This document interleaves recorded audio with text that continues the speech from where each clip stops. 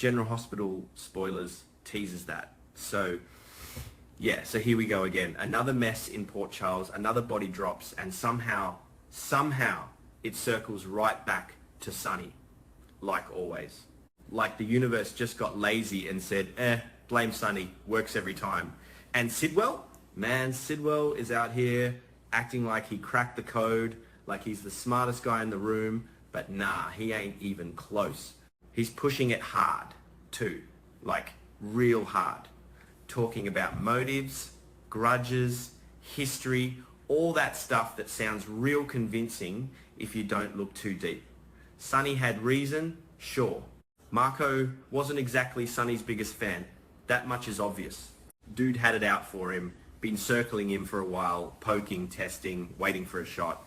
So yeah, if you just line it up on paper, it looks neat. Too neat. Kind of suspicious how neat it looks, honestly. But the truth? Nah. The truth is sitting somewhere else entirely, kind of off to the side, not even invited into the conversation. Cullum? Yeah, him, the one nobody's really talking about.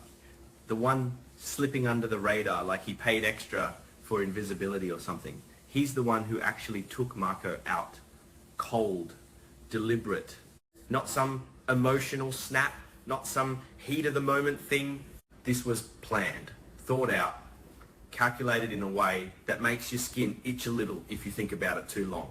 And the wild part, Sidwell doesn't even know, not even a clue. He's building this whole case, stacking it up brick by brick, and the foundation ain't even real. It's like watching someone build a house on sand and they're proud of it. Too crazy. And Josslyn, yeah, she's right there in it. See, fans already know Josslyn and Sonny. That relationship is, yeah, complicated is putting it nice. She don't trust him. Not anymore. Maybe never again. Not after Dex. Especially not after Dex. The whole thing still sits heavy on her. Like, real heavy. She carries it around everywhere, even when she don't say it out loud. And even though the truth came out that it was Cyrus who actually killed Dex, Josslyn never really let Sonny off the hook. Not in her head. Because in her mind, it still ties back to him. Like, if Sonny wasn't Sonny, if his world wasn't so messed up, Dex wouldn't have been in that position to begin with. So, yeah, technically Sonny didn't pull the trigger, but to her, he might as well have. Twisted logic? Maybe. But grief ain't exactly known for being logical. And let's not forget, Josslyn was the one who figured it out. She tracked it, dug into it, found out Cyrus was the killer. She put the pieces together when nobody else could. That's not nothing. She's sharp. She sees things. But then she went further. She killed Cyrus. Yeah, that happened. Not some big public thing, not justice in a courtroom. Nah, personal, quiet revenge. The kind that doesn't fix anything after, just leaves more weight on your chest. And she thought maybe, just maybe, that would close the chapter, that it would balance things out. But it didn't. If anything, it just made everything messier inside her. And Sonny, still the same in her eyes. Still the problem. Still the guy at the center of all the chaos. Forgiveness? Nah, that door's been shut for a while, locked, maybe even boarded up. So now Marco's dead. Another name added to the list. And another situation where nothing is clear, but everybody's acting like it is. And Sidwell jumps in with his theory, Sonny did it, and Josslyn hears that, and yeah, something clicks. Not clean, not fully, but enough. Because it fits her narrative, Marco hated Sonny. That's not a secret. He's been against him, pushing back, probably planning something too, let's be real. So Josslyn starts thinking, what if Marco went too far? What if Sonny found out? What if Sonny decided to handle it before it became a bigger problem? And once that thought gets in, it spreads. Like a crack in glass. Small at first, then bigger, then suddenly the whole thing's about to shatter. She starts looking into it, not casually either.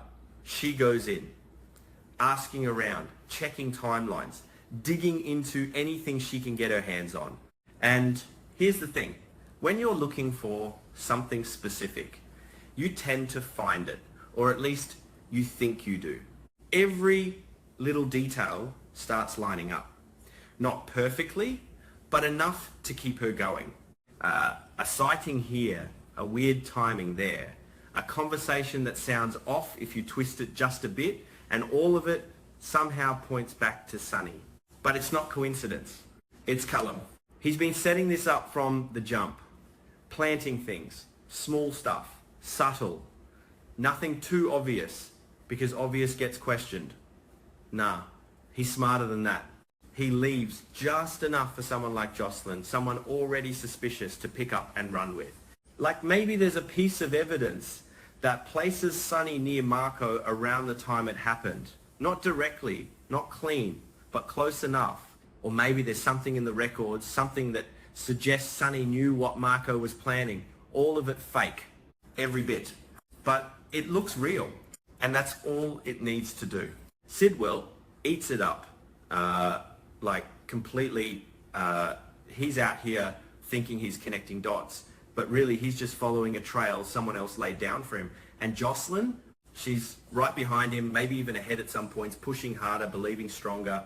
There's a moment though, yeah, there's always a moment. Josslyn pauses, not long, just a second. Something feels off. Maybe the evidence is too convenient, too clean. Sonny's world is messy, unpredictable. Things don't usually line up this nicely when he's involved. So why does this? It nags at her. But then Dex, that memory hits and it drowns everything else out. The doubt, the hesitation, all of it gets pushed aside because anger is louder, grief is louder. So she keeps going, starts building a full picture now. Not just pieces, but a story. Marco targeting Sonny, Sonny finding out, Sonny deciding to act first. It all makes sense in a way that feels right to her, even if it's not actually right. And then she does something big. She brings it forward, takes what she's got, presents it, lays it out like it's solid, like it's undeniable. Her voice might shake a little, but she believes what she's saying. She believes Sonny killed Marco. And once that's out there, there's no pulling it back easy. Now Sonny's in it, questioned, watched, maybe even brought in. People start talking, because they always do. Whispers, side eyes, well, it's Sonny, wouldn't be the first time kind of vibes. He denies it, obviously, says he didn't do it, tries to explain, tries to point out that things don't add up, but it's like shouting into noise. Nobody's really listening, not the way they should. Especially not Josslyn. She looks at him like she already knows. Like this is just confirmation, not a question. And somewhere, not too far off, Callum's watching, quiet, calm, probably not even stressed about it, because everything is going exactly how he planned. The blame is landing exactly where he wanted it. Sonny's taking the heat, Sidwell's pushing the case, Josslyn's reinforcing it.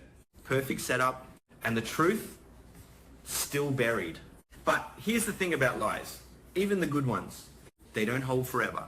There's always something, a detail that doesn't match, a timeline that slips, a piece that feels wrong if you stare at it long enough.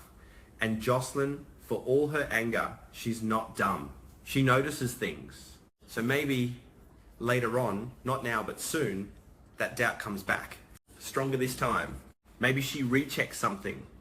Maybe she talks to the wrong person or the right one, depending how you look at it. Maybe she finds a piece of evidence that doesn't just feel off, but actually is off. And then what? Does she admit she was wrong? Does she pull back before it's too late? Or does she double down again because admitting Sonny's innocent would mean what? That she's been wrong about him this whole time? That her anger's been pointed the wrong way? That's not easy to face. Not at all. Meanwhile, Sonny's running out of room to maneuver. The walls closing in, pressure building. And he knows something ain't right. He can feel it. But proving it, that's a whole different game.